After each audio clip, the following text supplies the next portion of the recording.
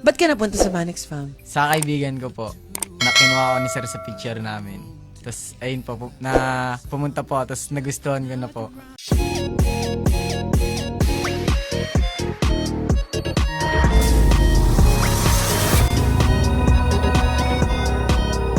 Ba't ka napunta sa Manix Fam? Sa kaibigan ko po, na kinuha ko ni sir sa picture namin.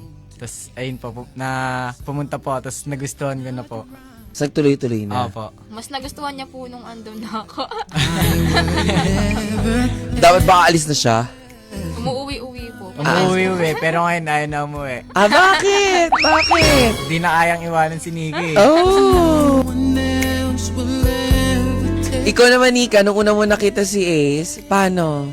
Yung unang kita po kasi namin, vlog po eh. So, strangers pa po kami noon. Hindi po Oo. kami love team. Oo. Ayun, parang wala lang. Tapos nung naging love team na kami, ayun na pala, mabait pala siya. Oo. Masikaso. Ikaw naman, anong first impression mo kay Nika?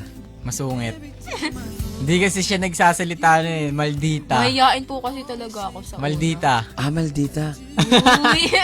Yung pag ano kasi pag hindi mo siya kilala nung una, nananaray, parang ang taray ng tingin. Hindi, Talaga? baka ganun lang po talaga yung mata ko, mataray. Madami na po nagsasabi nun. Pero, pag kilala mo po ako talagang... Hindi mataray ha. Yung ano mata niya, asset niya yan. Parang fierce, di ba? Yes. Oo. Madaldal, pag nakilala gano'n. Oh, nung nagkakilala lang kayo, sino una nag-break ng ice? Ibig sabihin, sino yung parang, uy, ako nga pala si ganito, ganyan. Sino yung gumawa ng effort? Kung si Keith nagpapansin kay Sholane, Ako po. nagpapansin ka din. Sa kanya.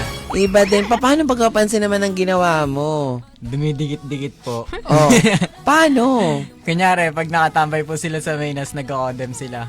Tumatambay po ako doon, dumidikit. Tapos, bigla po ako mag-aaya ng live. Oo po, naalala ko yun. Nahihiya pa ako sa kanya. Bigla ko po Nahiya siya pa ako ayain dumikit. mag-live para magkaroon kami ng bonding. Together